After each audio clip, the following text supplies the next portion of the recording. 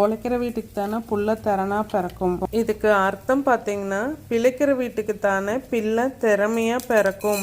இது கிராமத்தில் சொல் பேச்சு கேட்காத பிள்ளைங்க, வேலையே செய்யாத பிள்ளைங்க, இவங்களை திட்டுறதுக்கு பெரியவங்க யூஸ் பண்ணுற வார்த்தைங்க.